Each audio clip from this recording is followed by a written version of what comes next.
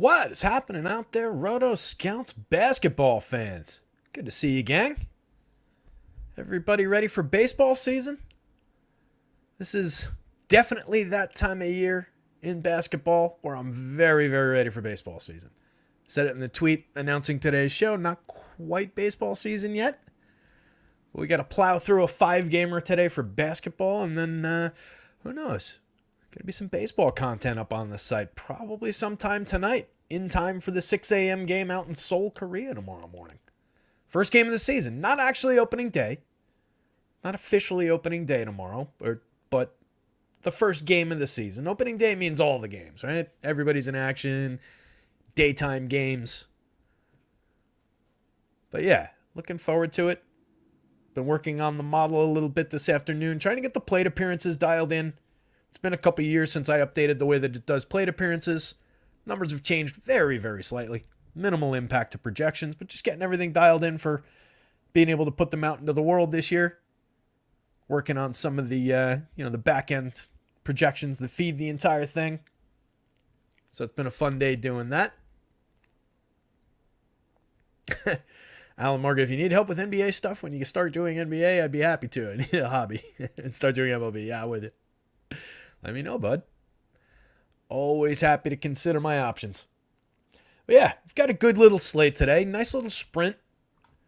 We've got a 5-gamer on both sites, thankfully. Same slate across both sites this time. Couple of games at 7, one at 7:30, one at 8, and then one at 9. We've got some gaps there, and we've got a lot of question marks in the Minnesota side of that last game, Denver and Minnesota there. Could be a lot of value coming out of that game depending on what happens, but hopefully we'll have some kind of word on that before 7 o'clock or around 7 o'clock. But yeah, that could get ugly in a hurry. That's already kind of a wonky game environment. Two good teams, but two also just very good defensive teams with obviously some very high-end players, some of the higher-end players on the slate. Not a great total overall. And then those question marks. So it's going to be interesting at the end of the night. It's going to be interesting through the 8 o'clock game. Dallas and San Antonio is really interesting to look at. A couple of, obviously, the highest ceilings or among the highest ceilings in the NBA as a whole in that game. For fantasy purposes, anyway. So just really interesting there. A couple of clunkers. Really defensive-oriented game between New Orleans and Brooklyn. And then Charlotte and Orlando just with a really, really low total and a big point spread. So it's a weird slate, but there's a lot to it. Washington is without most of their pieces and parts and has Kuzma is questionable. So we're already seeing a tremendous amount of value coming out of Washington, and there could be even more. So buckle up. It's going to be an ugly-looking slate for sure. We've already got some interesting results to go through. So I'm going to pull it up. I'm going to say hi to everybody first. Arkathelza's here. What's going on, buddy?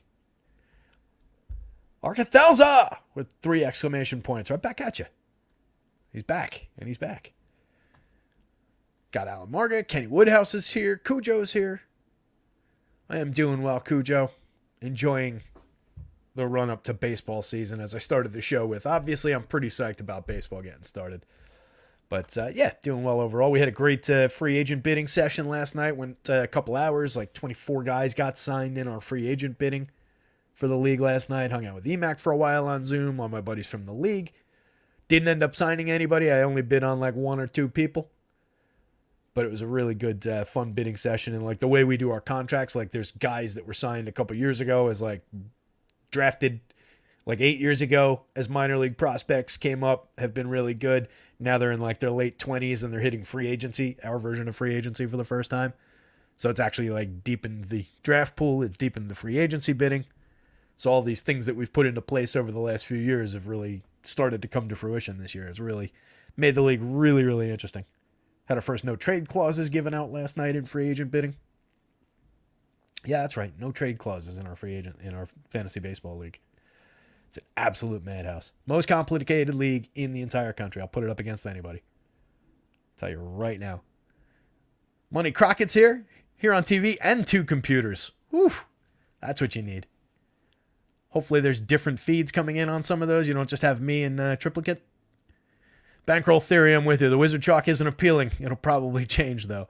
Yeah, I mean, I don't think we're going to do much to get rid of it. I did actually, on seeing these sim results, you can see at the very top of the board, Justin Champagne. 93.3% of the top 150 on FanDuel. And then I think for the first time all season, an absolute lock 100% of the top 150 on DraftKings at 4,200. I actually gave him a minor downgrade. I gave him a little bit of a downgrade. I gave Poole a little bit of a downgrade. Just thinking through, Houston is good, pretty good man for man defensively, right? And like the guys that those guys are going to be matched up with are pretty decent defenders. They've got a pretty good overall team defensive rating. So not really, in looking for ways to downgrade the play. The play is going to stay the same. With the minor haircut that I gave them both, they would come down a little bit. If I reran this sim right now, it would probably be for Champagne like a 65% win rate and 92% of the top 150. So essentially the same purposes. That's why I didn't bother to rerun it for the show. I just downgraded it a couple minutes ago. Haven't even uploaded it to the website. But I do think there's good cause to maybe knock them down by a little tiny bit of rate each. But they're both stepping into a ton of minutes. Champagne played 36 the other night, put up 28 FanDuel points. That's below a point per minute, obviously. Over the course of the 6 games that he's played all year and the 13.4 minutes a game he's played, we've gotten 1.04 per minute out of him. I've got him at 30 minutes. That's why I had him, like I said, I've got him right around a point per minute in what you're looking at here, and I knocked him down a little bit below that to account for obviously a really small sample and a good defensive team. So I think more in the line of 30 minutes, 27, 28 FanDuel points, somewhere in that range. Same thing on DK basically. But he's still going to come up, especially on DK. At 4,200, you're just going to get a boatload of him, and he belongs in lineups. So it's Justin Champagne day again. You don't have to go double Champagne, although the other one's in here somewhere. Where is he?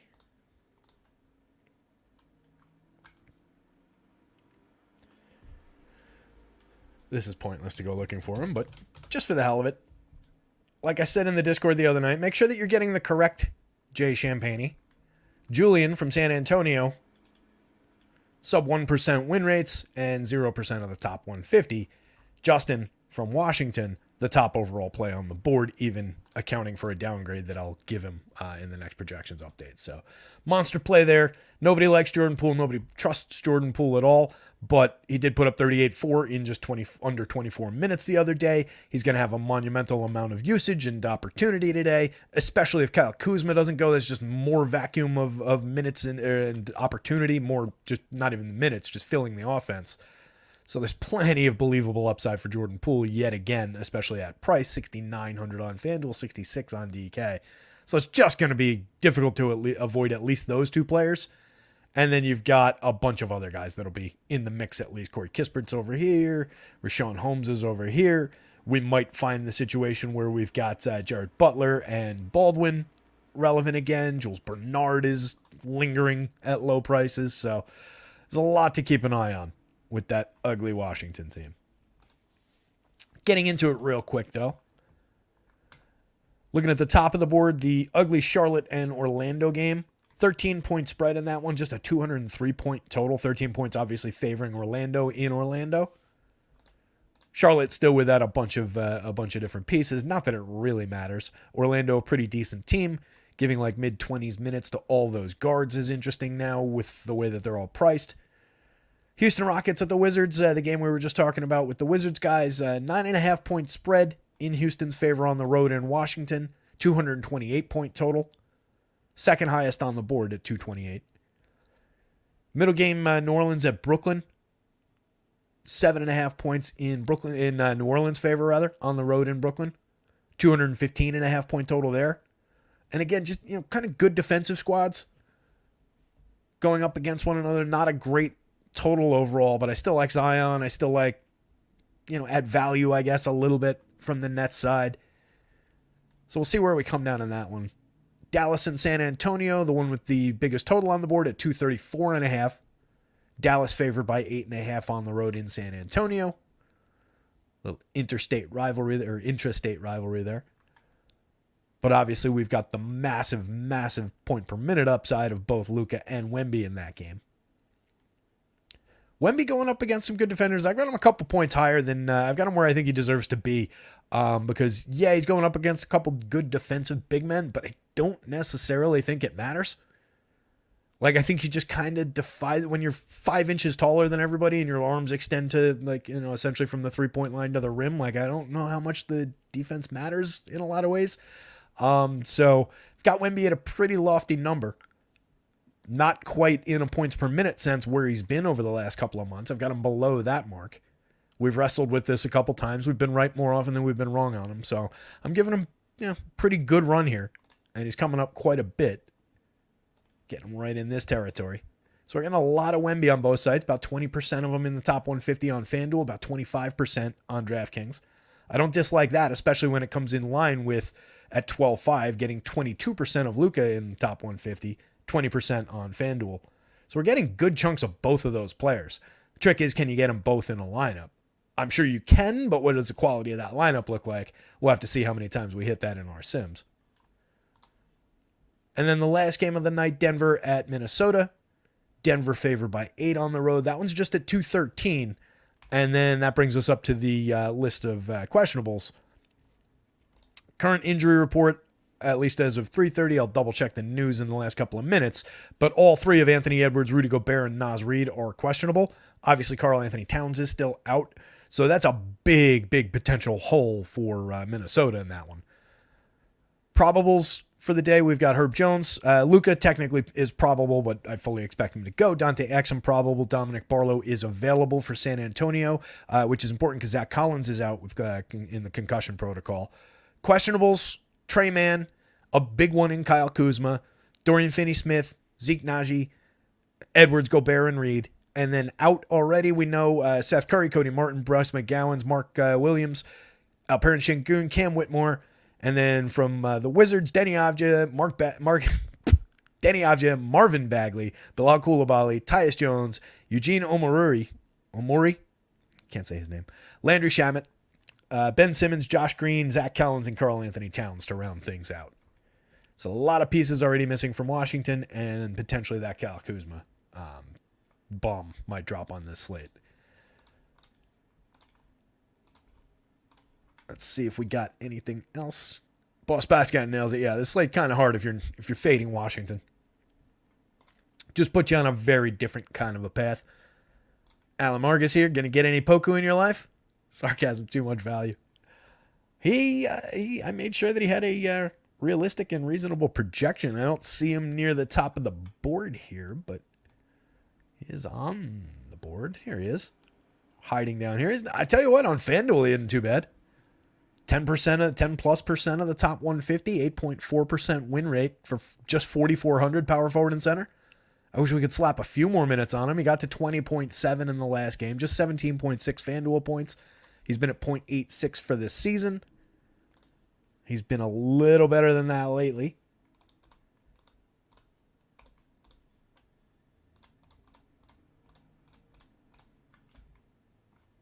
So I think we've got, little bit of reason to trust. There's some upside there. I don't know if I actually would get to it that much. I don't love the matchup against Orlando, and like I said, I don't love the minutes. But if we can get him around 20, there's a little bit of price-based upside there. I know that's one that Alan likes. Yeah, just to make that point again, guys, if for people who weren't here at the very top of the show, in no way are we looking to fade Washington value. Not from this end anyway. It came up in the chat that, we don't necessarily like the players that we're getting to here. I do not like Jordan Poole. In a vacuum, I would not go to Jordan Poole in a lot of situations. I feel similarly to Jordan Poole as I do about Dylan Brooks, who's also looking fairly chalky today. No matter what I do, I can't get this guy out of my life at this point. It's driving me bonkers. But Dylan Brooks looks like we're going right back in that direction, or at least he's in consideration there. In terms of just how I feel about the players, I don't really like either one of those guys. But the math is telling us we've just basically got to go there. Jordan Poole, 50+%. Win rate 50+% of the top 150 on FanDuel. Same thing, getting to 60+% on DraftKings. Like I said, I gave him a minor haircut as well. Was probably a little bit too aggressive with the projection I gave him, considering that Houston, again, man for man, is pretty decent defenders up and down that bench. So I think there's a little bit of reason to chop these guys down by a point and a half overall, couple of points per minute. a couple of tenths of a point per minute. But it's not going to change the outlook on these percentages comparative to the rest of this board. They're still going to justifiably be the top 2 overall owned players on this slate. If we lose Kuzma and we get to a situation where we've got the rest of these jokers starting, then it's going to be a bloodbath. We've already got Kispert getting 30 plus. He would probably jump to like 34. Rashawn Holmes played just 19-2 and put up 16 points. A little bit of a disappointment the other night. We had Patrick Baldwin was in the starting lineup that played 31.8 minutes, put up 27.4. Jared Butler put up 17.6, and a little bit of a disappointment, 22.1. He got chalky. He was very, very cheap. Got chalky on FanDuel despite not starting, if I remember correctly. But everybody's cheap. Everybody's got a window to play in this kind of a range, 20 plus minutes if there's no Kuzma, just because there's a trickle down effect from his 34 minutes that would just drop down the board to those guys. So potential to gain some value out of all these guys, because you got 38, 36, 4,100 for Patrick Baldwin is the peak on FanDuel, 4,000 for Baldwin is the peak on DraftKings. So yeah, if anything, Washington's going to get better for value, but you'll lose their best player.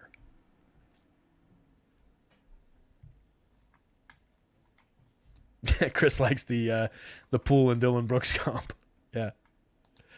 Just not my cup of tea. Center on FanDuel, Boss Boscat's going Wemby or Jokic. Can't really go wrong with those choices. We'll pull it up. We can make this a little bit of a call and response show with only 5 games on the slate.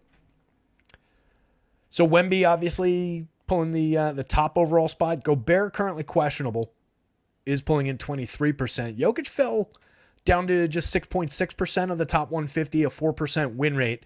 But like we've talked about a lot, part of that is the product of being at 11-9. Like if I threw his 55.8, technically, granted, I do have Wemby higher.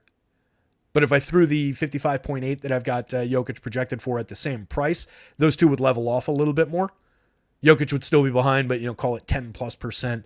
And obviously we know the monster upside of Nikola Jokic. It's just he is going up against Minnesota. It is a relatively low total, a very good defensive team. Now, if there's no Rudy Gobert in there for Minnesota, that probably gives a little bit of a boost in Jokic's favor. So I see potential future upside there, especially, no Gobert, no Nas. They're dealing with, I don't even know who. It would get really, really ugly really fast, and we only have blue skies ahead for Jokic. But the more we get into that territory, the more we also might be getting into potential for them to just light it up territory, and he loses fourth quarter minutes. So there is a little bit of a balancing act there. But I'm never worried about paying for Jokic. I'm never worried about grabbing a few additional shares. If you were building 150, 10, 15%, I'd be totally fine with, no real issue there. But the way it is right now, we are getting to a little bit more Wemby. Almost 20%, 19.3% on the top 150 on FanDuel, a 23% win rate. It's been at 1.70 for the entire season. Since mid-February, 1.88 FanDuel points per minute. Like I said, I'm not giving a big downgrade by any means situationally because he's going up against a couple reasonably okay defenders. They're picking up a couple of possessions in this game for one thing. So I've got him at 1.75 today. A little bit ahead of his season-long number, but behind where he's been over the last 2 months and change. It was probably since the beginning of the calendar year if I had set it all the way back. I just put it for February 15th today. So we're well behind that mark, but we're a little ahead of this. And you can see the comparison. I mean, as I've illustrated a number of different times, like the biggest handicap with Wemby is when he doesn't play minutes. I got him at 33 today. He's been averaging over 32 over the last handful. Played 36 the last time out. Getting up there.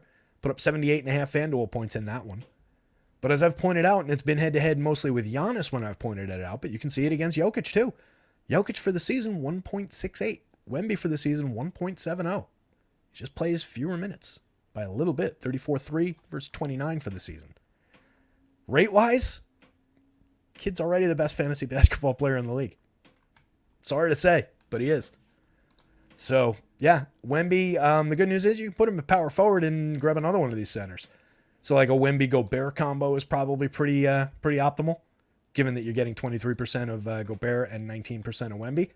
So I really like that combo. You definitely could go, probably could anyway, go Jokic Wemby. But I think that downgrades the rest of your lineup, and I don't know if you can pick up enough at the guard spots. I think I'd probably rather have Wemby Doncic.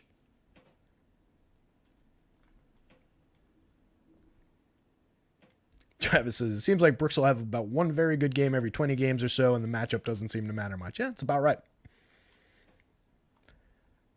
Arcathels is thinking Nas doesn't play. Yeah, I mean, I wouldn't be surprised if all three of those guys sat, quite honestly. By the way, that Edwards dunk last night was ridiculous.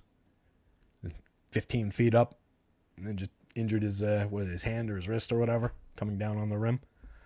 But yeah, that was just silly. But yeah, wouldn't shock me if all three of those guys sit. And then slow-mo night, I guess. Gonna be ugly. So yeah, that's a bit of the rundown on FanDuel Center. You also have Wendell Carter looking pretty decent. Jock Landale at cheap pricing, 4,800, getting into 18% of the top 150. Most of those probably end up with Wemby at power forward. Right, just using the cheap salary there. That's really super salary based. I don't love that. And again, the Poku one, I don't really trust with the minutes. Not a ton of ceiling there. On DraftKings, it's a little bit more straight line through the center spot. Wemby landing in 24.6%. He's center only on DK. Whoops. 10-6, still a pretty reasonable price. 5.31 points per dollar for him. He's the best points per dollar center on the entire slate. Which, given that he's the best overall center on the entire slate, that pays off pretty well. You're talking about on DraftKings, it is a little bit different given how the stocks count. So on DraftKings, Wemby is a 1.64 for the season versus Jokic's 1.69. So obviously there's a little bit of an uptick site to site for Jokic. But the price difference is 12-1 versus 10-6. So there's a massive price difference between the two. So it still works in Wemby's favor. And you can see Jokic landing in just 1.7% of winners, 3.3% of the top 150. Same thing absolutely applies. It's just harder to get to him on that DraftKings slate at that price. But the exact same thing applies. If you can find your way to extra shares of Nikola Jokic, I will never tell you you're making a mistake for doing it because he's got one of the highest ceilings in the NBA on any given slate.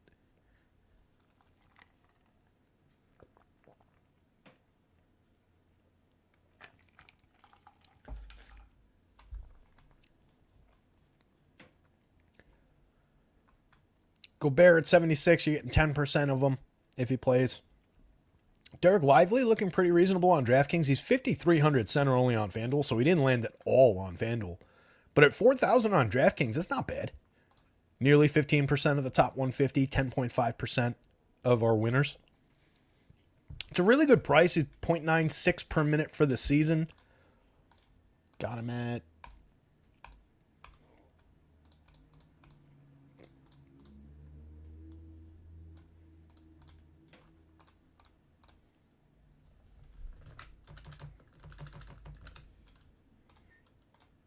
0.98 today. A little higher today, but minimally. So reasonable, just under 5 points per dollar. Not a bad option. Very, very salary driven, but I could see lineups where you're going 10-6 for Wemby and then you stick a Derek Lively type in the util spot. It is one way around some of that Washington. But like, do you want Derek Lively there? Do you want $4,700 Rashawn Holmes, who only projects for a couple points more? Doesn't necessarily land in winners all that more, despite a couple additional minutes.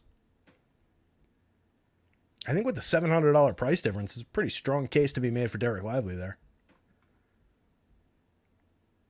Wendell Carter just an is who he is kind of a spot on DK. On FanDuel, he looks a little better.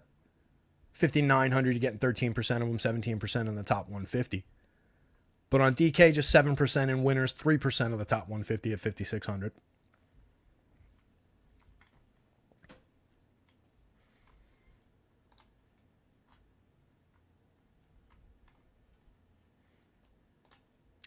Boss Basket saying, could see Minnesota sitting Gobert and Ant, but doubt it. It's a home game. Yeah, but I mean, if they're both legitimately hurt, like Gobert's missed the last few. Edwards got legitimately banged up in last night's game, so we'll see what happens. But I do think there's a little bit there. What happens if Washington gives Rashawn Holmes the keys tonight? He puts up a monster number, and you're going to wish you had him. He's 5,400 on FanDuel. That's the thing. It's kind of accounting for it. He's been at just 0.90 for the season. But, yeah, to your point,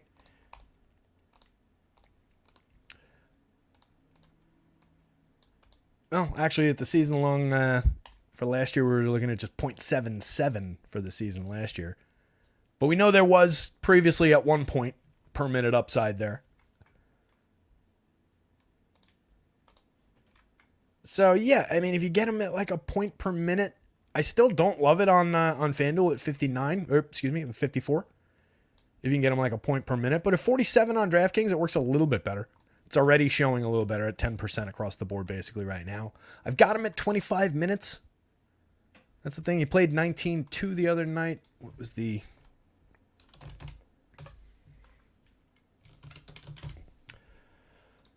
Whoops. Wrong click.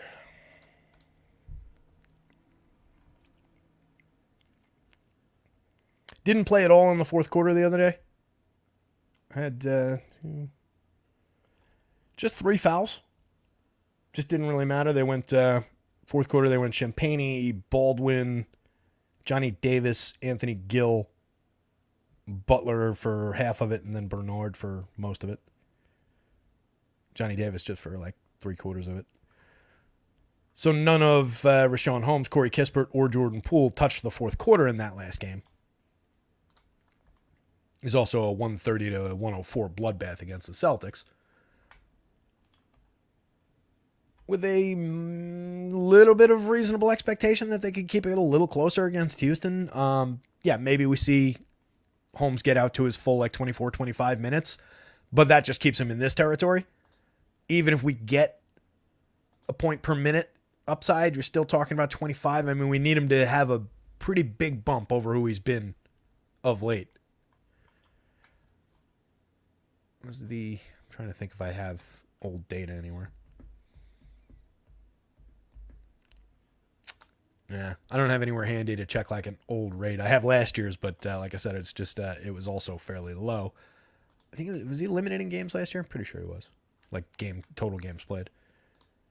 But regardless, it's been a minute for Rashawn Holmes, but there is that lingering, lurking upside in there.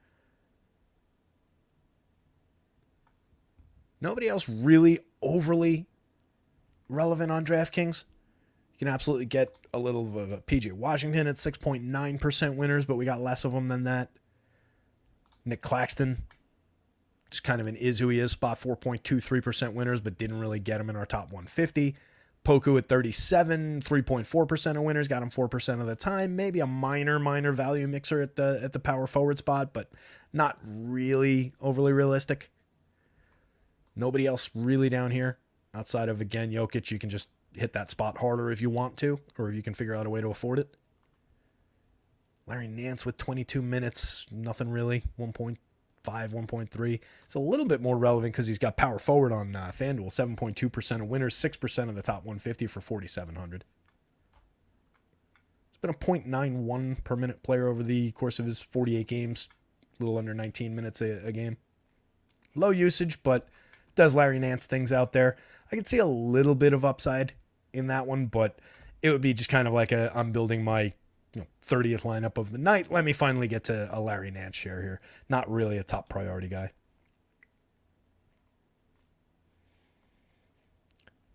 Claxton's just playable on FanDuel. PJ's a little bit more playable, but we got to him a lot less than that win rate. It's PJ's FanDuel. He's pretty popular. The popularity for PJ Washington on FanDuel, a little bit ahead of our projected win rate here. And well ahead of we're about a third of the field. I have no issues with that. Played 30 the other night, put up 24.7. He's been 0.87 per minute for the season.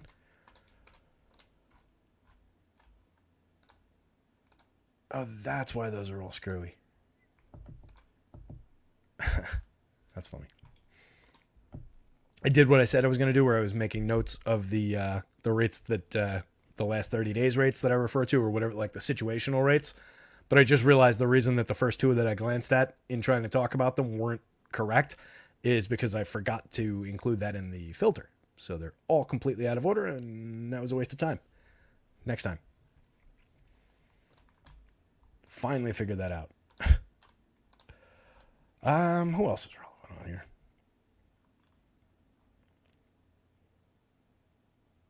Nobody else crazy. Like I was saying, PJ is it's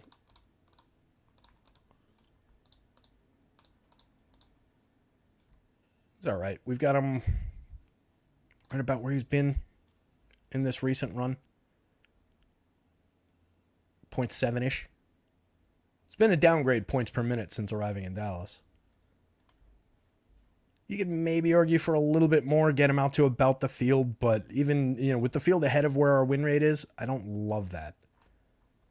And especially not with the matchup. Nobody else really popping at the center spot. Let's move on to forwards. Oh, wait, I forgot. We're sorted by FanDuel center. Let's make sure there's no DraftKings center lurking in there that we needed to talk about.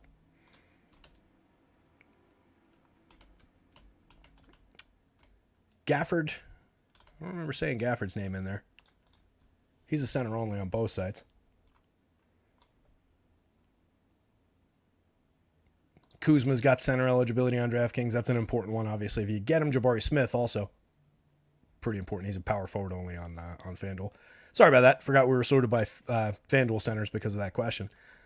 But picking up from there, you do have 15% of Jabari Smith at 6,900. Looks like a pretty reasonable option. 20% win rate on DK. And then 20% in your top 150 with a 20% win rate for Kuzma if he plays. Gafford at 5,400 does look pretty reasonable, 18.9, and you got to him 32% of the time. So a little bit of that pairing is probably going to come up a decent amount. Don't necessarily know if I love grabbing like both sides of the same rebound in that situation. But given how much they came up, I wouldn't necessarily rule it out because Gafford is somewhat effectively priced for the rates that he's been putting up lately. Jonathan Isaac, a little bit of price-based value there at 41. He's a small forward, power forward on FanDuel, showing the same thing on FanDuel, just at a different position. Mid-teens across the board. No, actually 20s across the board on FanDuel. Mid-teen win rate and 23% of the top 150 on DraftKings. We're getting to a little bit of Isaac.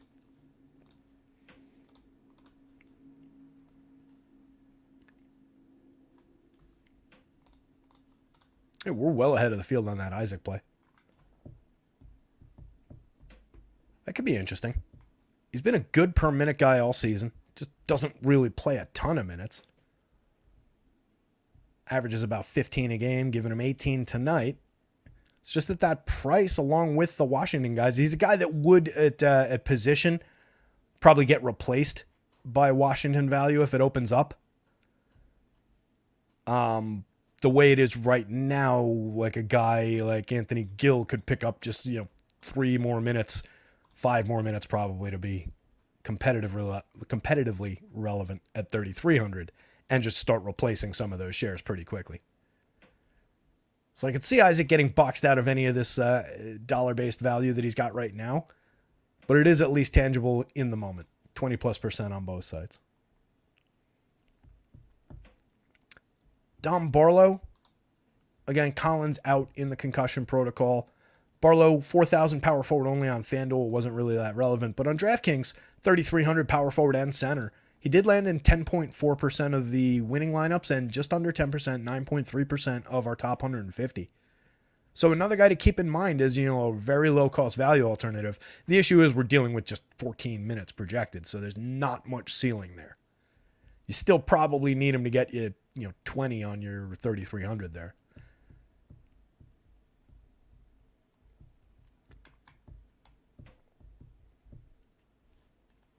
See what you guys are talking about.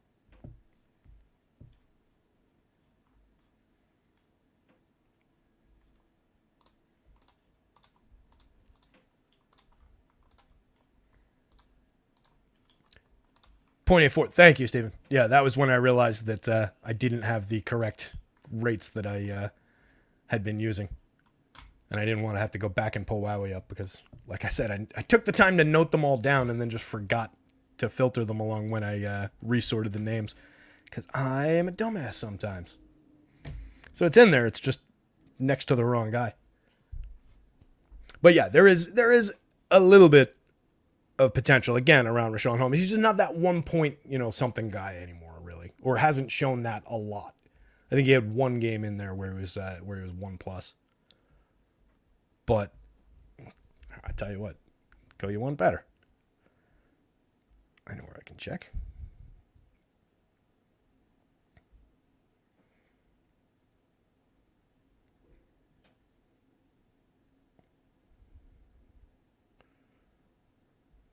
So yeah, we had the game on the 8th against Charlotte.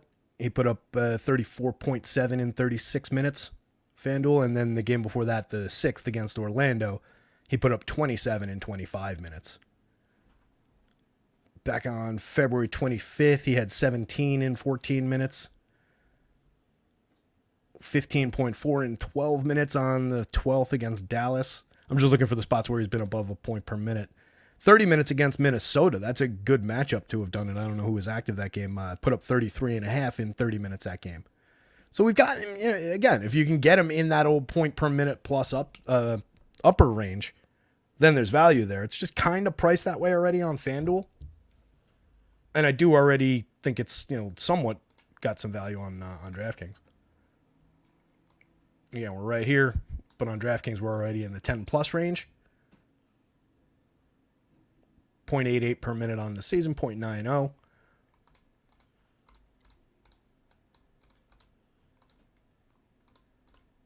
And like I said, where am I on him? Yeah, and I'm 0.88 on him. So we're right in range.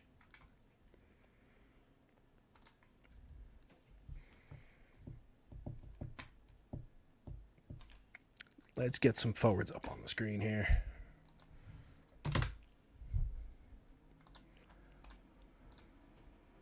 All right, so back to Mr. Champagne up at the top of the board again.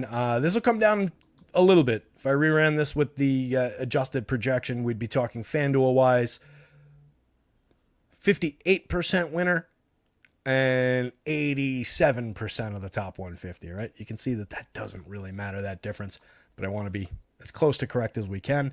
On DraftKings, let's call it 69% winner and 92% of the top 150 after the adjustment. So major play.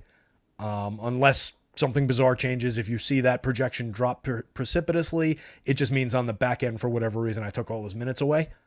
But I don't expect anything to change along those lines. 30 minutes is probably at a minimum with upside for more. Even if you're giving him 0.8, 0.9, somewhere in that territory, there's probably enough at 4,200 on DraftKings to continue to justify it. On FanDuel at 52, you can start questioning it once you start shaving it down more and more and more. But even if you're getting back that 28-1 for the 5,200 at small forward, it's not completely bad. And there is, I think, upside for more than that.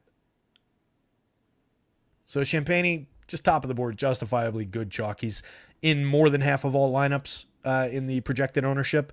And I would expect by the time all is said and done, especially if Kuzma goes and we don't get those other Washington guys as like crazy critical values, I would suspect that probably creeps more up into like the 60 range. Amen Thompson looking pretty good on the DraftKings slate at 59. He's a $7,800 guard on FanDuel. He's a $5,900 point guard or small forward on DraftKings. It's a major price difference. On DK, 49.2% winner, 60% of the top 150. On FanDuel, 7% winner, 6.6% of the top 150. He's playable on FanDuel, but you're just getting 4.47 points per dollar. It's not great. 1.14 points per minute over the course of this season, 1.10 on the DraftKings scale, but just at price, especially with that flexibility of position across guard and forward, really like the option for Amen Thompson on the DraftKings slate. I would need probably, if I'm building my third FanDuel lineup by hand, I would at least have him in consideration. I mean, he's a reasonably okay play on the FanDuel slate. Sohan showing you a little bit on FanDuel, 22.1% winner, but only landed in 12% of the top 150. He's got unique eligibility on FanDuel, point guard, power forward. FanDuel catching up to DraftKings, giving that eligibility now with the cross point guard to big man eligibility for guys like Sohan, where DraftKings took it away and went small forward, power forward with him. Just wacky how they go back and forth aping one another. He is, I'm guessing, a little popular on FanDuel. Yeah, he's pulling a little bit of weight on FanDuel. He's a handful of points ahead of our top 150 exposure, but our win rate is still ahead of that ownership. So I do think you can go up to the field on Sohan. Even a little bit beyond that if you wanted him around 20% for whatever reason. It's not a bad option. There's upside. There's clear downside. 29.8 in 42 minutes. Probably not going to get you there for the 6,600. But the flexibility is very good. The win rate is perfectly acceptable for the price. It's just the bouncing off the public a little bit there. On DraftKings, getting him 30% in winners, 32% in our top 150. It's probably more in line with the field over there. Yeah, ahead of the field over there, actually. A little bit more than 10 points ahead of the field on Sohan on DK for 5,800. Ingram, like I said, with Ingram and Zion, I don't love this game. But if I'm going here, I don't mind taking these two players out of it. Just two high-end guys for basically correct prices. 8,100 for Ingram. You're getting him 15.8% of the time in winners, 18.6% of the time in the top 150 on FanDuel, and then 20.4 against an 18.6 exposure rate in our top 150 on DraftKings. $7,700 shooting guard small forward on DK, $8,100 for both forward spots on FanDuel, and then Zion, few spots down. Very similar looking on FanDuel, 15.7 versus a 15.8 for across to Ingram. And then we got a few more shares of Ingram. He landed in 18.6 against Zion's 15.3. But we got a fair amount of both of those guys. Just depends on how much you want them together. It's a lot to pay for two guys together from that, the two top end guys from that team. I don't know if I love going to that, but one or the other in a lot of lineups makes some sense. On DraftKings, it's the same thing. Zion lands in 15% and 12% of winners. 8,700 power forward only. It's a pretty decent spot for Zion on both sides. So pretty much one or the other of the New Orleans guys, probably at least in consideration in a first build. There's reasonable upside for one of them. I don't love the upside for two of them to go ceiling score against this Brooklyn squad. But one of them I could see. Zion 45.5 in 33.9 the other day. Ingram 47.4 in 35.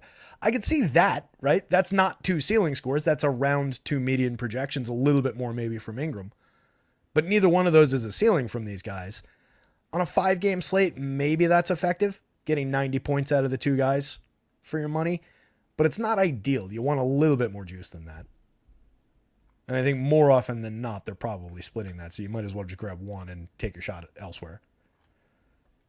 Keldon for just 59, coming back 18% of the time in the top 150 with a 20% win rate on FanDuel.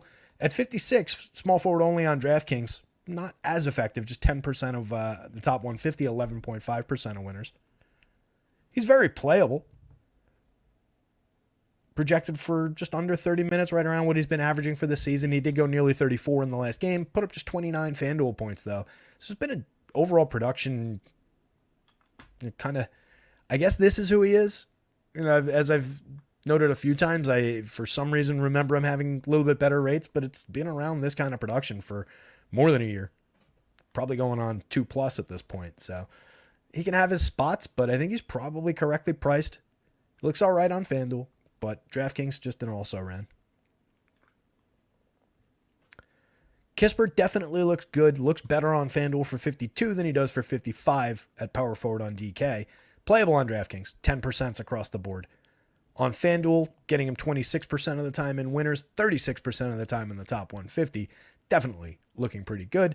But just gave you 6.9 FanDuel points in 21.1 minutes in their last game.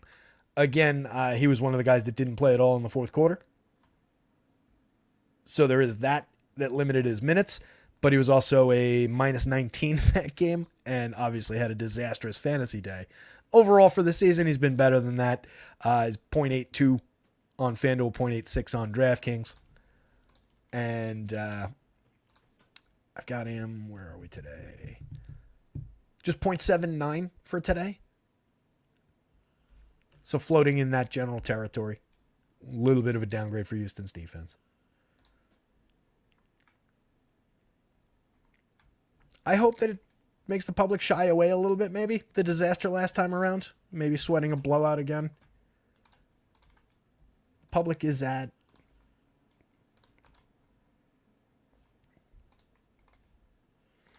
Public's right around our win rate on FanDuel, and we're getting them a little bit more than that in the top 150.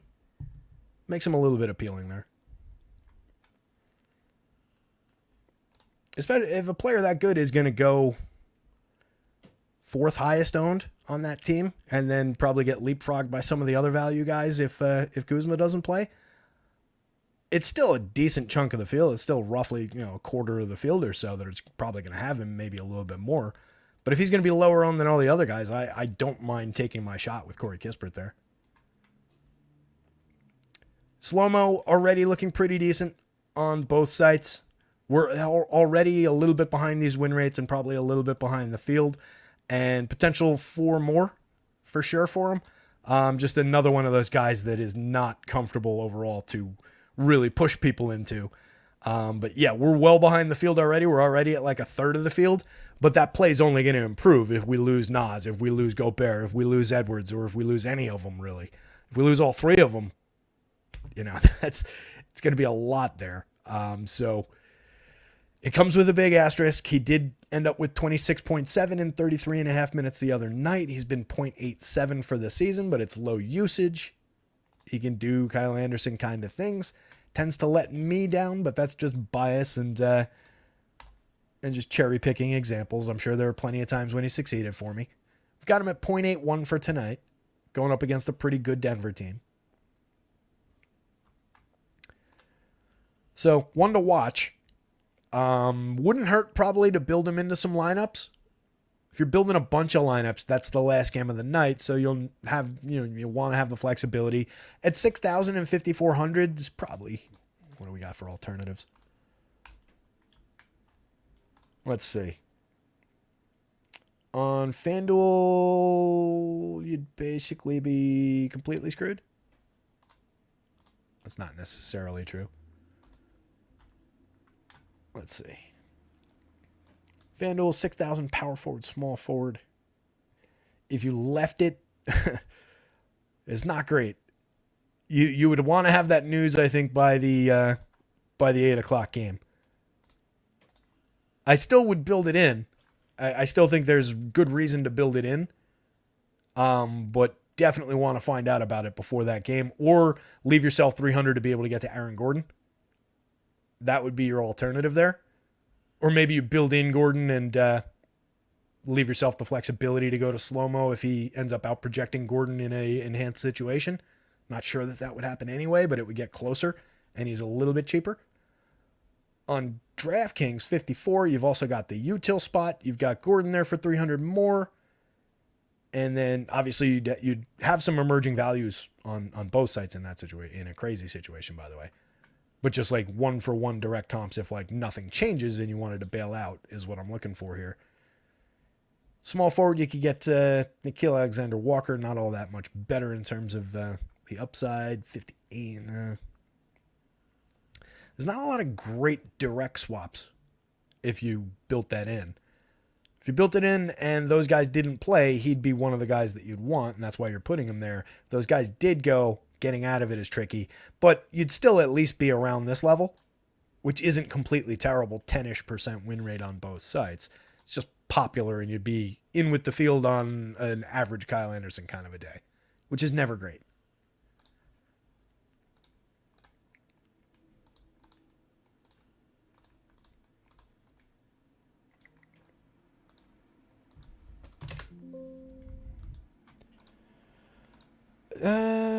What else we got there?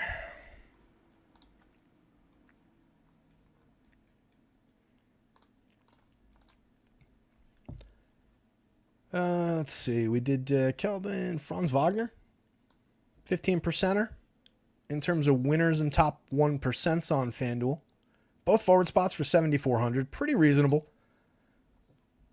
I just worry about the flexibility of minutes, but he's one of the more secure ones. 33 minutes projected. He's averaging 32.9. Played just 30.5 the other day. Put up 35.6 FanDuel points. For the money, even if he goes a little bit short against a bad Charlotte team, there's probably enough at that price for him. Landed in 6% of our top 150 against a 14.6% win rate. We are a little bit behind the field at that number. The field is a little bit behind our win rate on him, though. So if you wanted to take him up to 10, maybe even 15, you've got justification for it. He's just not flashing to that level against the field. And then on DraftKings, 8.9% winner, 5% of the top 150. Not as much justification for getting over 10% on him, but if you wanted him around 8 to 10%, you're all right. MPJ, kind of similar. 8% winner on DK, 1.3% of the top 150, though. He's pretty popular over there. Oh, no, wait. That's FanDuel. He's pretty popular over there. Into the double digits. So we are well behind the field. His popularity is exceeding his win rate by a little bit on DraftKings. And we're getting him a lot less than the field. Field's not crazy on them. They're just over the double-digit mark. But, quick math, we're roughly a tenth of the field, let's say. So we didn't get him much against the public at 67. On FanDuel, though, he's owned a little bit behind our win rate and well behind our exposure in the top 150. So he's a better-looking play for 7,000, both forward spots on the FanDuel slate. Getting to him quite a bit more over there.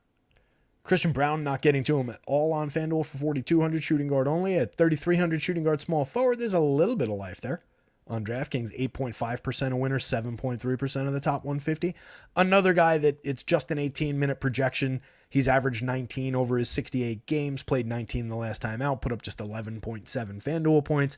Low usage guy, low per minute guy, low-ish, 0.8 per minute for the season.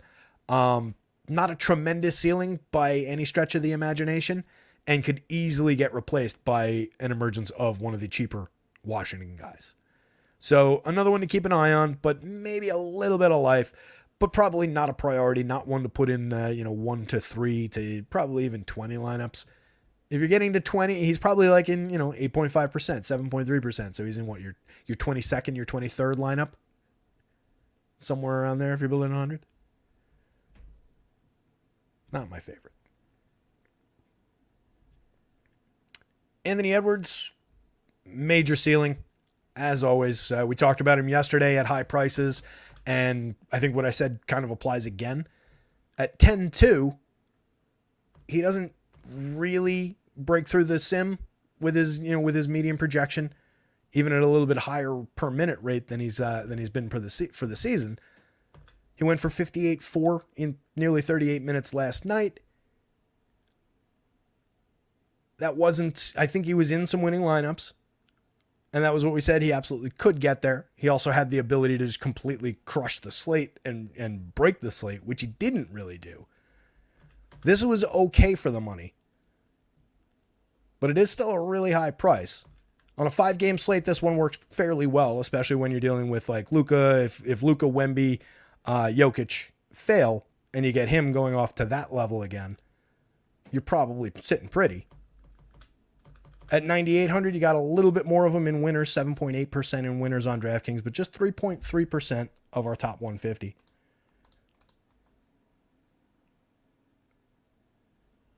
Landed in, actually, that's slightly ahead of the projected ownership on FanDuel. And then on DraftKings, where is he? Slightly behind. We're basically in line with the field. Mid-single digits.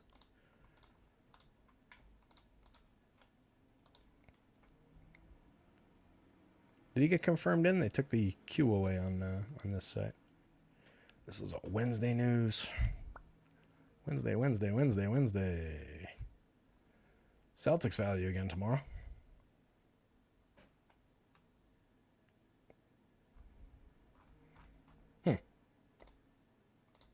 I don't see any news for Anthony Edwards, but these guys took his Q tag away for whatever reason. It looks to me like it's still questionable.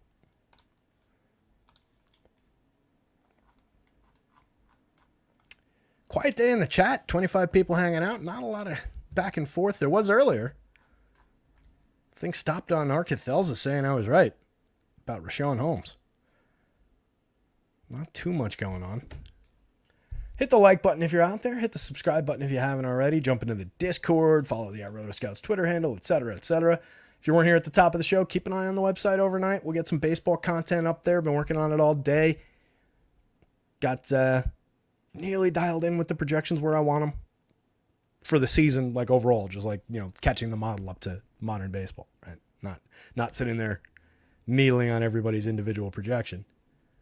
Was looking at the home run model, made sure that the lineups are correct, updated all the back end stats and everything. So like right there.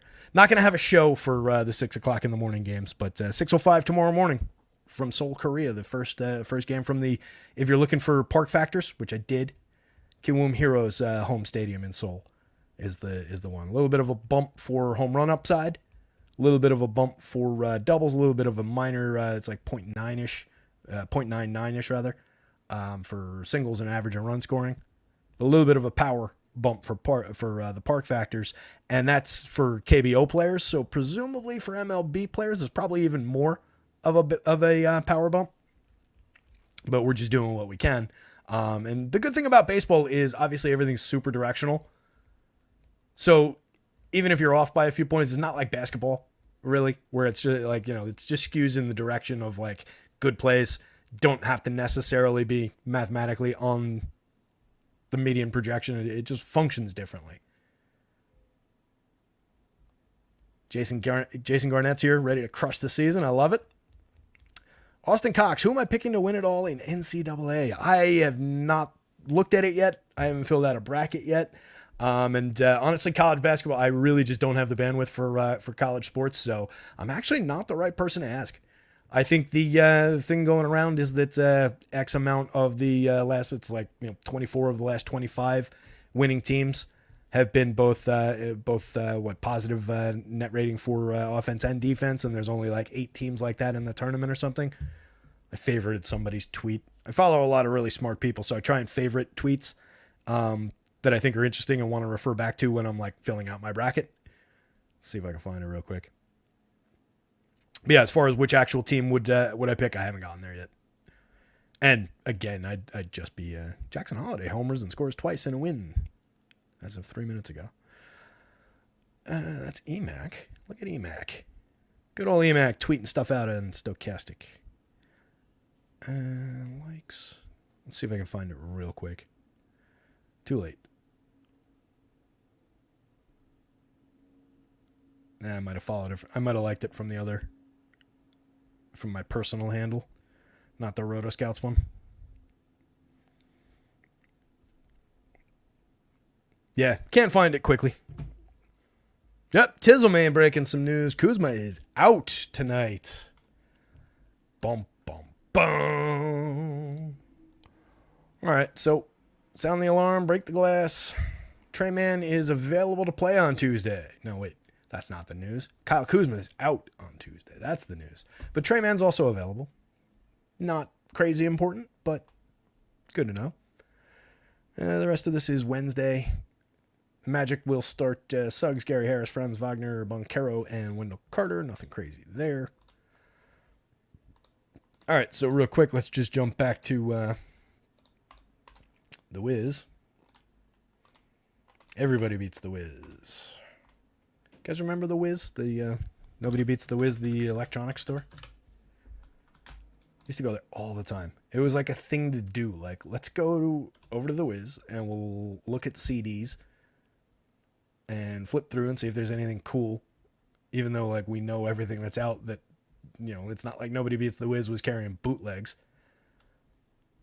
We'll wander around the store, look at all the cool TVs. It's so weird, but it was like a cool thing to do. The 90s were boring, man.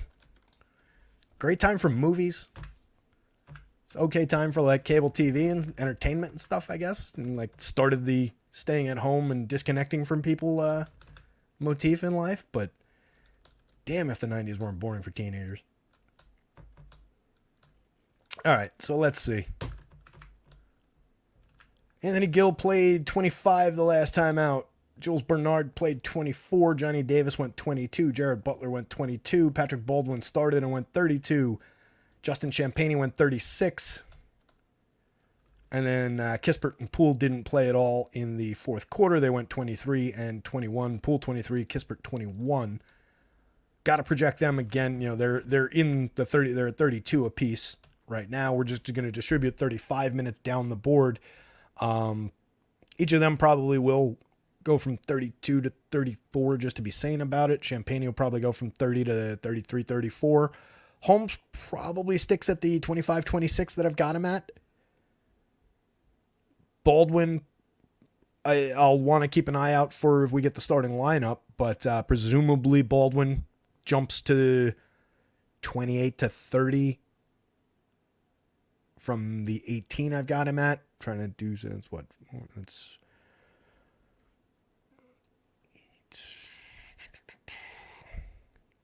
and another like 16, 18 from there. If you needed to do it real quick right now, I would basically just take everybody right back to the level that they were at last game, with the exception of giving Poole and Kispert their typical run. Or their typical situational run. Such a mess on this team. I would expect 20s from Gill, Bernard, Davis, Butler, and Baldwin. Or thereabouts, 18, 20. We're already in the 18 range before we lost Kuzma, so upward trajectory for those guys. You had Omar Ui. I cannot pronounce that name. Get baseball here. Those names I can pronounce. He played 15 minutes in the last game, and he's not available tonight either. So another hole there. We knew that already, but that's why some of these guys already have an uptick in minutes. So, yeah, emergent value galore now from the Washington side of things. Probably should have done that on the screen that you guys could see.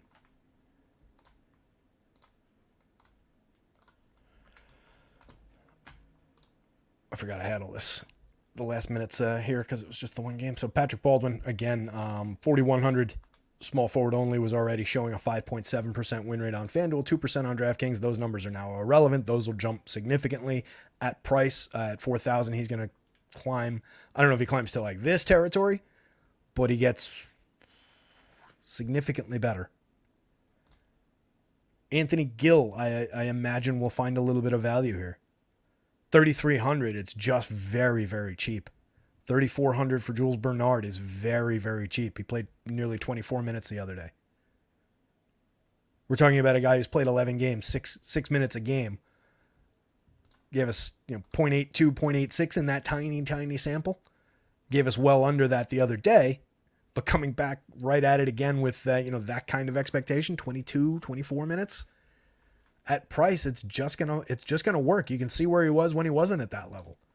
He's already landing in 5% of your DraftKings lineups, or 5% of your winners, 4% or 4.5% of your top 150. Jared Butler played 22-1, put up 17.6. Again, another one. Ugly, ugly performance. He's a $3,800 shooting guard on FanDuel. He's a $3,700 point guard on DraftKings.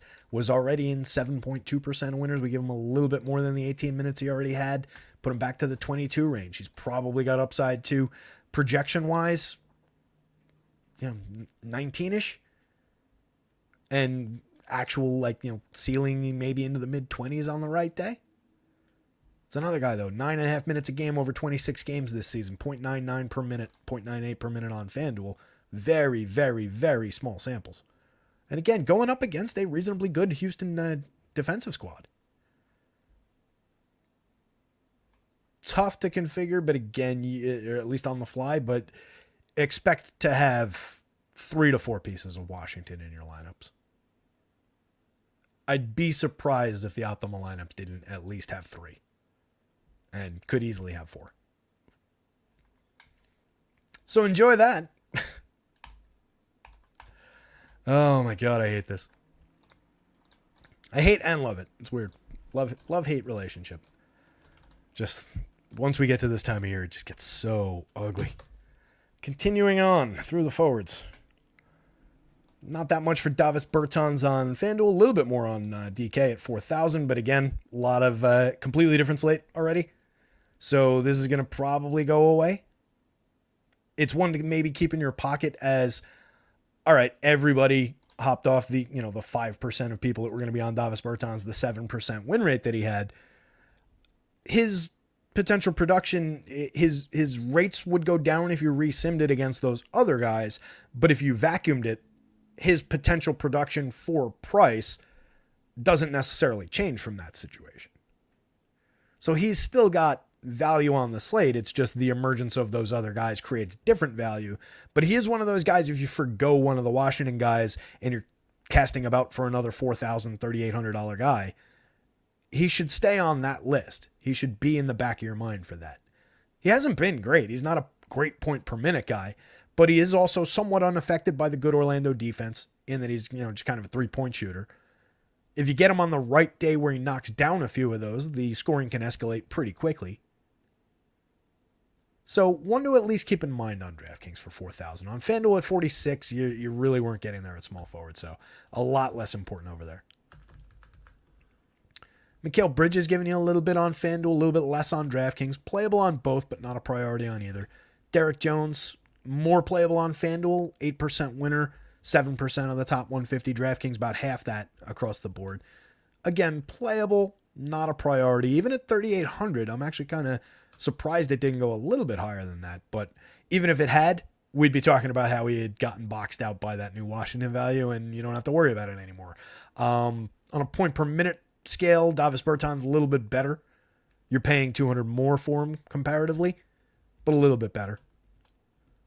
Paulo Banchero, 10.2% of winners on FanDuel, but only got him 0.67% of the time. That's very small against the field.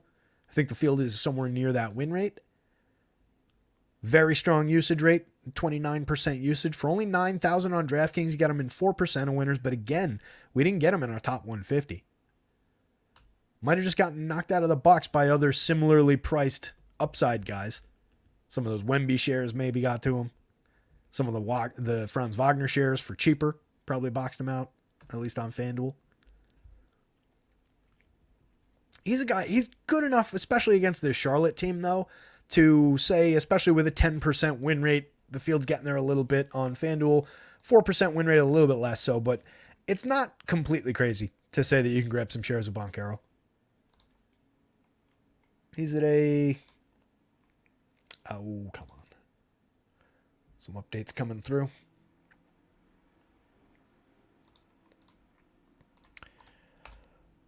Yeah, it's another one that we're, again, about... It's like across the board for those Orlando guys. We're like about a tenth of the field in our 1-ish% territory. Or for him, 0.65%. I have no issues if you wanted to go 5-10%. The ceiling is, there's a true ceiling there. 48.7 in 35.5 minutes for 9,000. That's already approaching the territory you need. So fairly significant upside that's maybe not quite appreciated by the sim. Poku, again, just a price-driven cheapo option, but reasonable enough per minute upside. Just not enough minutes.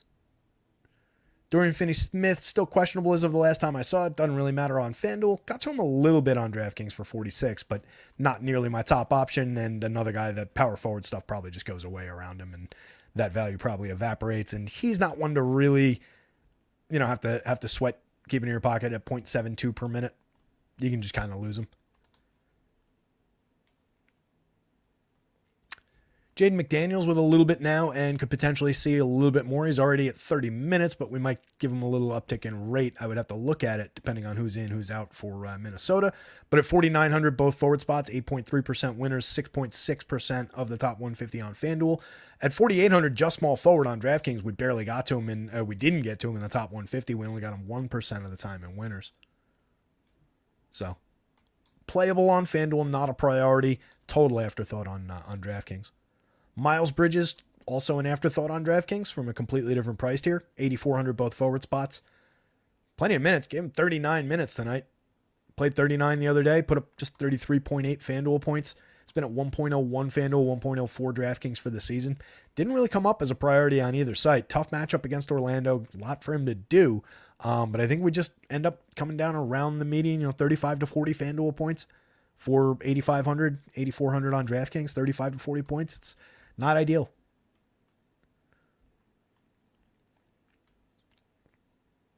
Trey Murphy, guy that I get to from time to time when he's cheap to correctly priced. I feel like he's a little bit high. 6,400 small forward only. 4.7% of the winners on FanDuel. 2.6% of our top 150. A little bit less than the field. On DraftKings, shooting guard and small forward for 61. 5.6% of winners, but 0 of our top 150. What's his projected popularity on DraftKings? And again, all of this is different already.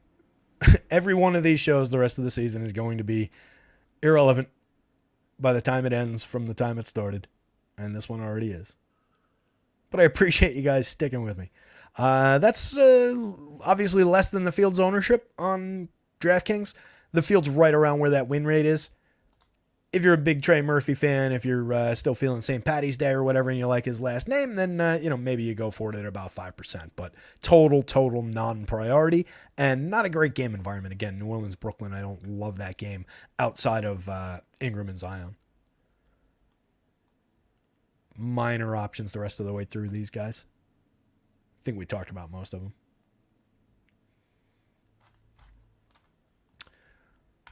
And the guards.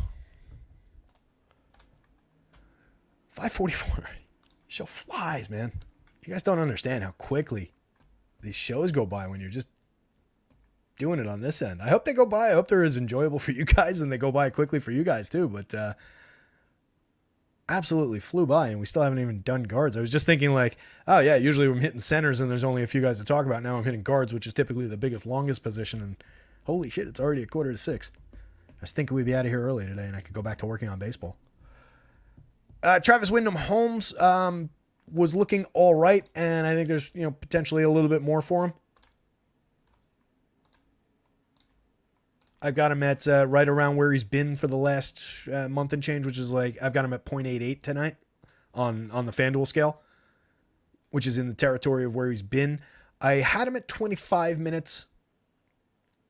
He only played 19 the other day, but he was one of the main guys that just didn't play in the fourth quarter. If they keep it closer, I do see him getting 25, 26, could be 24, could be 22. You need him to hit that point per minute plus type of ceiling. Like I know it sounds stupid to be like, hey, you need him to play well if you put him in, but like realistically to analyze the player, he's been below where they have him priced for. Like they've already kind of factored in that he's got point per minute plus upside, especially on FanDuel at 54. At 47 on DK, you've already got a little bit of room there. They're kind of more in the who he is this season territory. And we do know that he's got one kind of upside. And I'm sure further than that if we look back further over time. I just don't remember specifically. So in the original situation, 4,700 DraftKings, you were getting him 10% across the board, 10% of winners, 10% of the top 150, 9.5% of your top 1% finishers, which is a broader field, obviously. And he's only going to go up from there overall, like projection wise. Performance wise, could easily come in under, like well under. Projection wise, there's room to grow here. So I already thought it was okay on DK, and it'll probably come out looking a little bit better in the 6:15, 6:30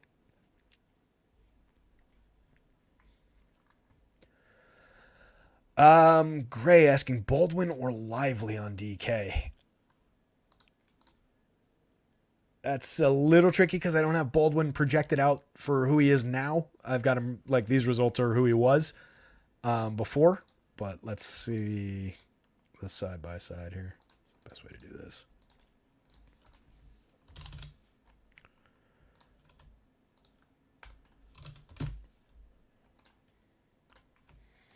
Side by sides. On DK, that's it was lively. It's probably going to be Baldwin now. Like, let me see if I can. If I go to that, I know you guys can't see what I'm doing. It's on the other sheet. Don't worry about it.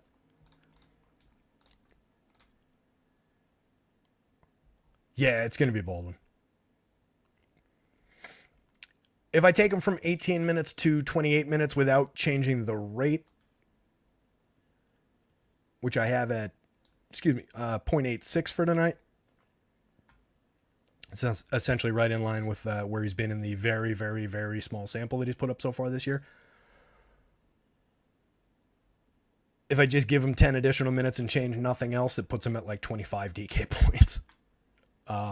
Even if I take a couple away and lower the rate for like being in the starting lineup or whatever, we'd still be clearing that 19 by a few. So it's pretty firmly Baldwin now. Totally. Ooh, something in my eye. Totally different than it was on the sheet here a couple minutes ago. Would have been a better comp before. Would have been more interesting to talk about before, especially on FanDuel, a little bit closer. But yeah, very, very different now. Let's get these guards knocked out. You're going to just continue to hear me say that everything has changed. Let's at least look at some of the key guys, right? Luka from the top. Again, we were getting a lot of Luka on both sides, and we were getting a lot of Wemby on both sides. I love that combo. I love the idea that you can, especially now, probably get to both of them. If anything, they're probably just going to both be enhanced by the emergence of that value. It's probably just easier to get to them with a couple of reasonable pieces along the edges. Before that, though, we were also getting a ton of Devin Vassell. 52% of the top 150 on FanDuel, 32.6% of the top 150 on DraftKings, 33% winner on both sites. Probably a little bit ahead of the field on FanDuel, probably right with the field on DraftKings. Jalen Green, Freddie VanVleet, Amen Thompson all look very, very good on the other side of that Houston and Washington game. 7,900 for Jalen Green. He put up 53 in 33 minutes the other night. Freddie VanVleet put up 48 in 35-4. Not that we're just going by what they did the other night. These are just good players with very good ceilings for pretty correct prices in the mid-range. I like both of them, and I love the upside going up against a, in their full form, bad Washington team, and now the second and third units of this Washington team. So not exactly a threatening defense. Houston should basically be able to do whatever they want. It's just a matter of where do the minutes go? Does a guy like Freddie and maybe take a little bit of a blow in the fourth quarter if they're up 12 points? I could see a little bit of that, but I feel like we're at reasonable enough projections. It's not like we've got Freddie into the 50s or Jalen Green at like 48 or anything like that. I think we're fairly reasonable for who these guys are. Got them a little ahead. I've got Freddie at 1.25. I've got Jalen Green at 1.16. I've got Jabari Smith 1.05. And Amen Thompson, the biggie, at 1.25. All of those guys are going to be very popular. 20s and 30s%, but all of them are justifiable. I think at a minimum, you're going to see like 5 guys from Houston and Washington in most lineups. It's a very meaty game now. It was already a very meaty game, and it's gotten meatier. That analysis brought to you by Arby's. They have the meat. Got to fish around for sponsors out there. Who knows? Somebody who works for Arby's might be watching. Be like, hey, I know how we can market to 30 to 35 people a day. Mamba's here. What's going on, Mamba? Mamba and Trey talking popularity. Oh, I tried. Thank you, pal. Good to see you too.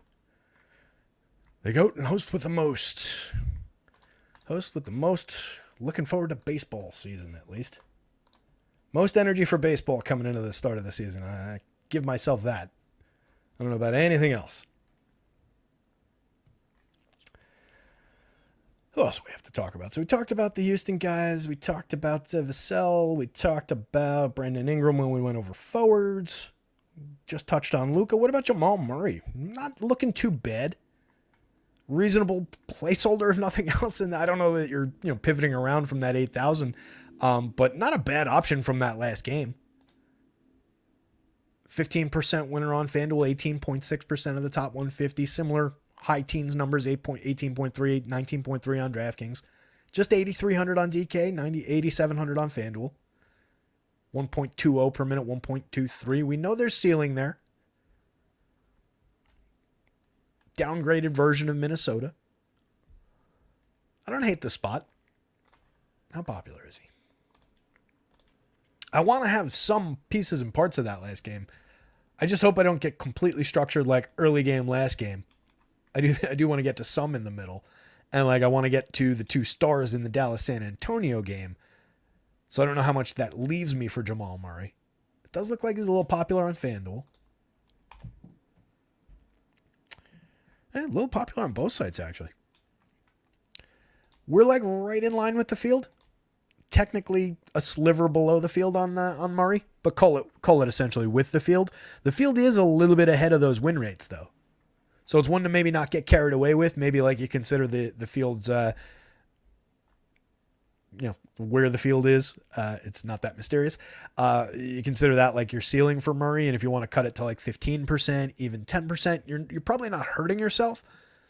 But I like him right in line with the field, I think. I do think there's fairly clear upside there and fair reliability for high 30s, low 40s, which for the money is non-tragic on both sides. So even if he doesn't hit ceiling, if he just gets you around the median, you're not terrible on both sides at the position on a 5-game slate.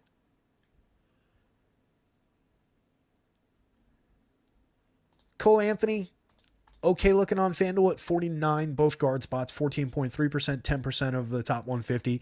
On DraftKings, you got to him 20% of the time at 4,300, both guard spots, 15.8% of winners.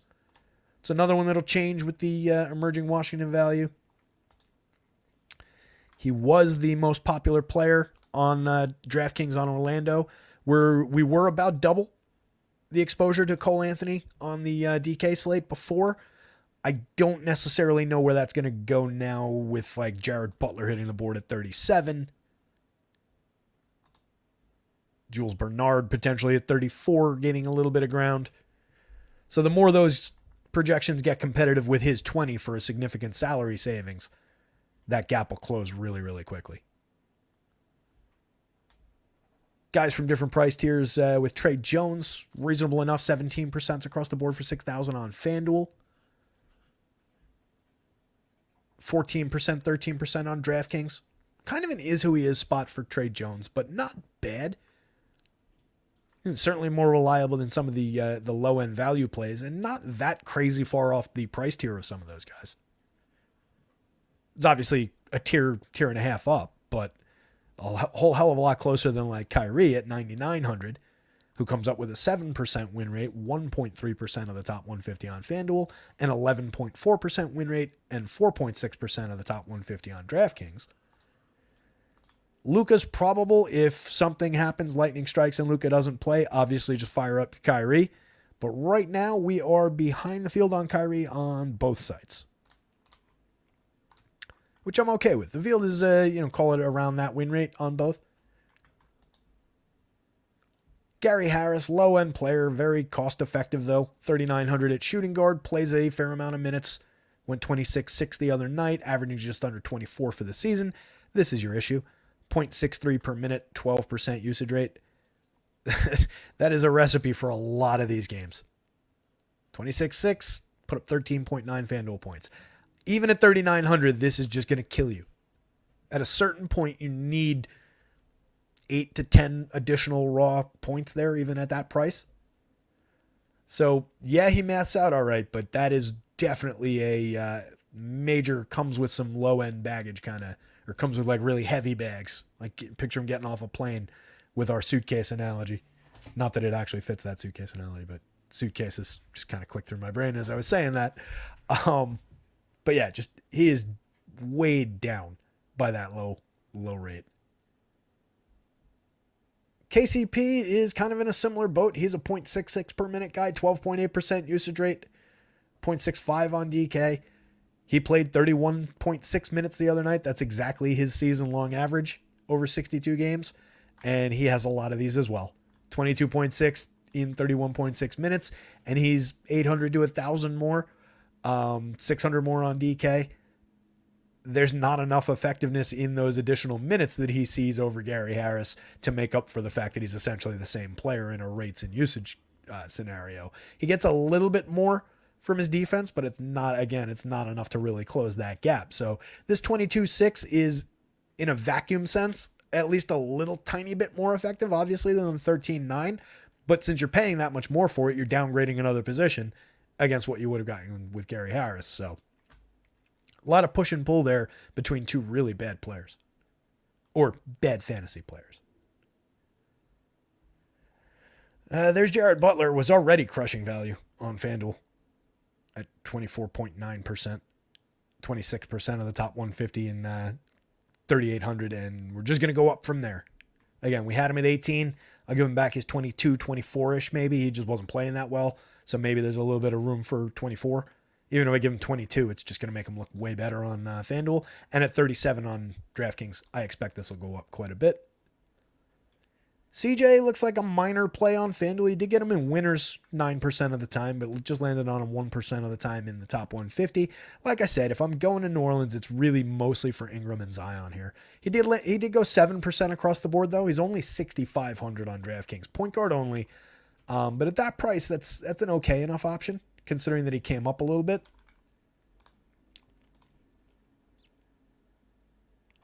It's still behind the field, though, which I don't love. Yeah, I'm going to scratch that, actually. He's playable on DraftKings, but the field is, call it 5 points ahead of our top 150 and 5 points ahead of our win rate here. So when the field gets out ahead of the win rate, it's not really a great spot. And again, like I've just been, why go back on what I've been saying about New Orleans, Brooklyn this entire time? I don't love the CJ option. Playable, but not great. Trey Mann, now that we know he's playing, reasonably playable on FanDuel for 61, 8% of winners, 12% of the top 150. An afterthought on DraftKings, but not an unplayable one, low single digits. Dennis Schroeder, low single digits on FanDuel, a little bit better, but still low single digits on DraftKings. Jalen Suggs, another guy they've all been playing about 27 minutes lately. 8.2% winners, 6% of the top 150 FanDuel, 4% across the board on DraftKings. Kind of an afterthought, at least not a priority. And again, this is just totally different. I think that's all the key guys. I'm sure we missed a few. Misic, minor option on both sites. Edwards, if he goes, again, minor play on FanDuel, a little bit more on DraftKings, and total belief in the ceiling. Again, he absolutely qualifies at this point for that list of, if you've got the 10-2, you don't have the 12-7, the 12-5 to pay for Luka at guard or at util or whatever. Obviously, it's not a direct comparison on FanDuel. Let's talk DraftKings. You've got the 9-8, but you don't have the 12-5 for Luka. It's a reasonable enough option, despite the fact that he doesn't sim out in the same territory, just on raw upside, on absolute ceiling. He put up 58-4 to Luka's 56-5, and he did it in fewer minutes the other day. Right? That's all you need. So there's a little bit of unaccounted for additional meat on the bone with those kind of stars. All season long I've been saying, they're luxury items. You can always pay a little bit for them. And I think Edwards hits that category. Outside of that, I don't see anybody that we didn't really talk about. Short slate, only 5 games. Been going at 6 o'clock already. Somehow we always land at 6 o'clock at least.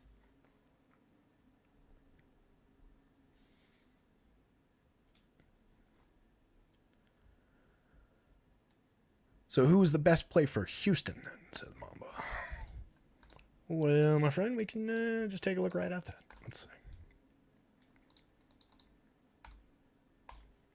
Believe you're on DraftKings, and I believe the answer is Amen Thompson. Amen at 5,900, point guard and small forward eligible, pulling in a monster 49.2% winner, 60% of the top 150. Got him just 28 minutes. I do have him with a healthy 1.25 today. So we are giving him a little goose on top, a little tenth of a fantasy point per minute on top. He's been getting that. And he's going up against a second string at best Washington team that's already their first string in any great shakes. So I like it. If you want maybe like a minor dash of additional security, if you want to call it that, even though they're at lower per minute rates for the season, maybe just a little bit, more veteran know-how, a little bit more experience with a guy like Freddie Van Vliet for a lot more money. He's perfectly reasonable. 26% winner, 36% of the top 150. A guy who lands kind of in the middle of that discussion at 8,100 in Jalen Green, 28.7 and 32%. So any one of these three guys, I think, is the right answer to that question, Mamba. But by the numbers, it's Amen Thompson off the top on DraftKings. Totally different play on FanDuel at 7,800. You can see the quality difference across sites, or you can see the quality difference accounted for across sites in that price difference. Hey, appreciate that, Austin Cox. You are welcome, my friend, and you're welcome, and you're welcome. I'm glad you found your way to us and subscribed and hit the like button and everything. We've got a Discord. Not sure if you're in there. I'll grab the link. Pop the link to our Discord. Free Discord in there. If you hit the projections, rotoscouts.com. All the projections on the site are free right now. Baseball projections for tomorrow's game at 6 o'clock tomorrow morning will be up at some point overnight. Not going to do a show for this baseball game. Full shows planned for the actual baseball slates coming up. But for the one game at 6 o'clock in the morning, we're not going to have a show. But I do plan on some point during the evening tonight, probably knocking out a little written piece of just like, hey, these are the guys that I like and why for this one game. So keep an eye up on the site for that. We'll have projections up. We'll have the home run model up. I'll have pitcher projections because they matter on DraftKings. No pitchers on FanDuel for the one gamers. But yeah, a lot of stuff going on. A lot to... Glad you found us, Austin Cox, and I appreciate the thumbs up there and the subscription. And by the way, Austin, if you are new to us and you haven't been here for shows in the past, all these numbers that we're looking at, all these sim results, come from our sim partners over at acemind.io. It's a great site for sims. They've got sims. They've got an optimizer. And baseball products not up and running just yet, but I'm sure these guys are just on the verge of getting it released. It's what you see on your screen right now. These are the basketball sim results. So what we were looking at was we ran 50,000 sims with my projections. These are going to be completely different now that we've got all those Washington guys where the value changed. But you can see we did again today have Justin Champagnie in the top 150 lineups. He was at 100%. Most of them in this small forward column. The downgrade that I mentioned at the top of the show probably doesn't apply anymore. So I think he's going to be in just most of your lineups, unfortunately, or maybe fortunately. Jordan Poole in a ton of them. You're going to see, let's see where we were. So most of these already, or at least a whole bunch of them already had at least 2 or 3 Washington guys.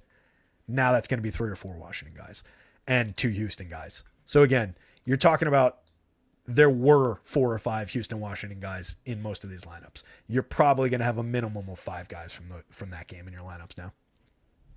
But as I was saying, so we get the sims, and then the results we were looking at were the number of times that they landed in the top 150 lineups across those 50,000 sims, the percentage, the probability that they're in the winning lineup across those 50,000 sims, and then you've got other data points like projected ownership, ROI, field ownership, etc. Projected ownership, I don't put actual numbers on because I get it from a different site, because still haven't cracked on ownership really, how to project it well. I can guess at individuals really, really well. I can zero in on somebody and say, yeah, given that, and think about the slate a little bit and be like 22%. And if I'm doing that for like 3 to 5 guys a night, I'll be fairly accurate. If I'm doing that for a full slate, forget it, because I won't have any kind of starting point and it'll just be all over the place. So one of these days I'll have to figure out how to crack that. But for now, we appreciate RG taking our money and allowing me to put the ownership projections in my stuff and use them for my own purposes while not revealing them to you guys. That almost got clunky.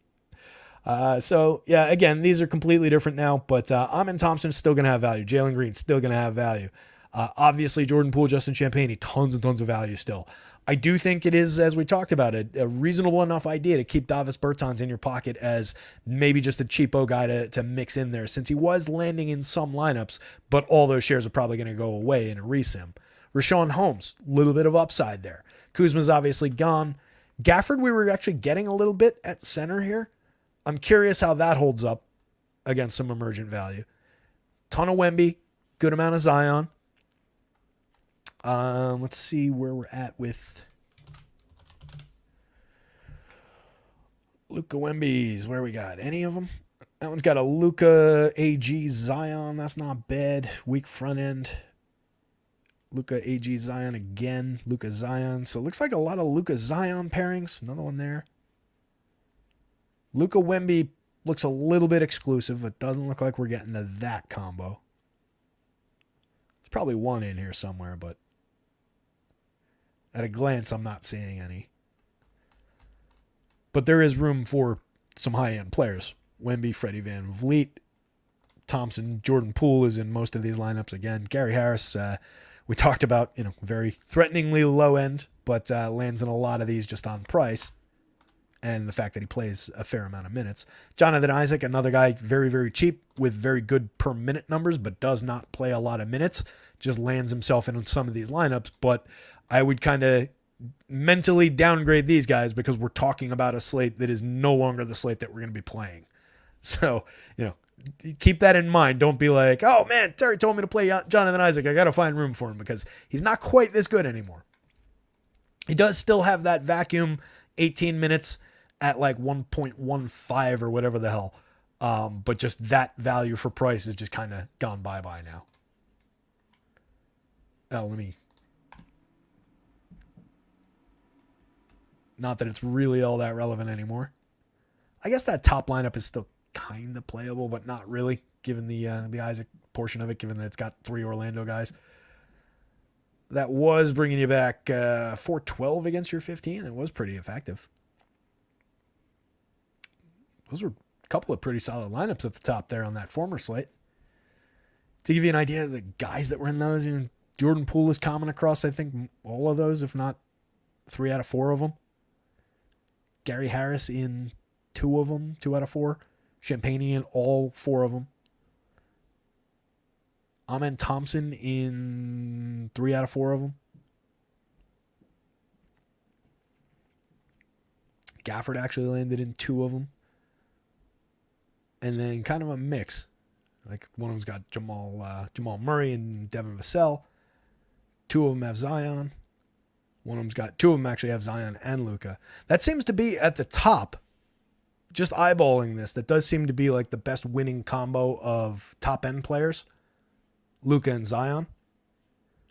Just seeing a lot of that pairing in here.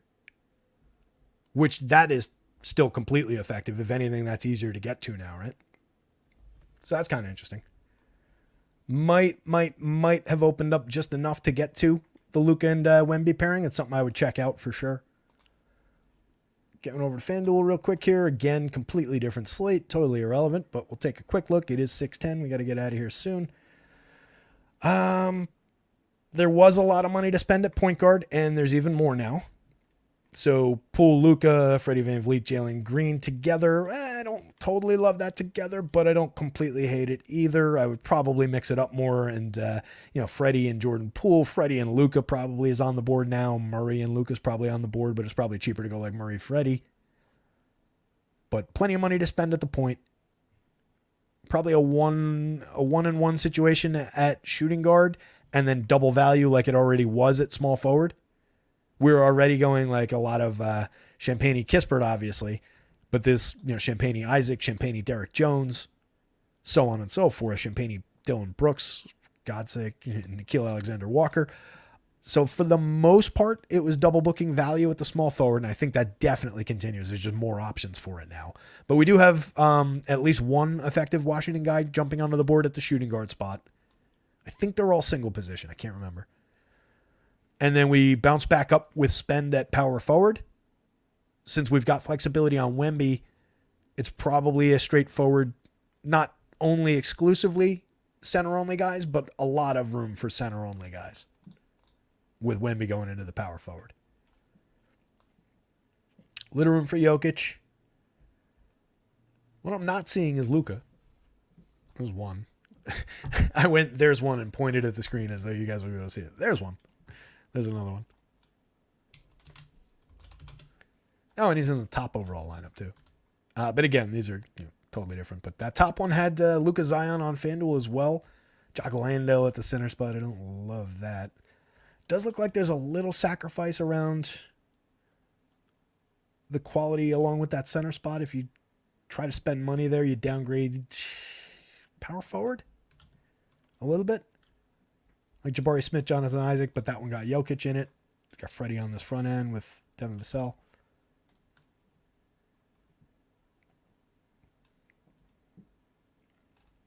Both sites are coming up a lot of Lukey. Fading. A lot of Luka and Zion pairings. Both sides. Kind of interesting. There's another one for you. Top FanDuel lineup was originally bringing you back 157 against your $5.55, 0.24% win rate. It was originally Jordan Poole, Luka Doncic, Jared Butler, Devin Vassell, Corey Kispert, Justin Champagnie, Jonathan Isaac, Zion Williamson, and Jock Landale. Depending on your faith in Jock Landale play, that is actually still kind of a viable lineup because it already had Jared Butler in there. That one was already going for Washington. So you're not getting any more emergent Washington. It's just really a matter of this and this. Maybe you look to change those two spots out, see what else you can do. Maybe you flex down from Devin Vassell probably. I do like Vassell here, but maybe you bring that spot down slightly and find a little upgrade here and or here. But that one's still moderately playable. Anyway, let's wind this thing down, gang. You guys absolutely rock sticking this one out for a 5-gamer coming up on 6/15. Site will be updated by 6:30 for all the changes, all that Washington value. Keep an eye once again on the site overnight if you're looking for baseball content for the morning for the 6 o'clock game from Seoul, Korea. Projections, full projections this year. You guys will have them. I may make you pay for them at some point, but at least for tomorrow, you guys will have them for free. I may ask you to pay for them. I can't make you do anything. No ownership. Projections, home runs, pitching projections, and probably a little bit of analysis will be up on the site. And I plan on being awake at 6 o'clock in the morning and in Discord. So probably, call it 5 o'clock in the morning in Discord for any discussion, any chat, any questions or anything like that. As our pal Dennis, XX Cubs fan, pointed out, we went from missing Major League Baseball to cover Korean baseball at 6 o'clock in the morning to now we're covering Major League Baseball from Korea at 6 o'clock in the morning. Pretty fun little world that we've lived in over these last 4 or 5 years. But with that, going to get out of here. You guys have a great night. Good luck out there. Somebody go win something. Let's knock something down. I almost called it the last day of basketball season. Not quite there yet, but we're getting there. Let's knock something down tonight. Good luck out there. Somebody go win something. I will see you guys back here tomorrow. Adios.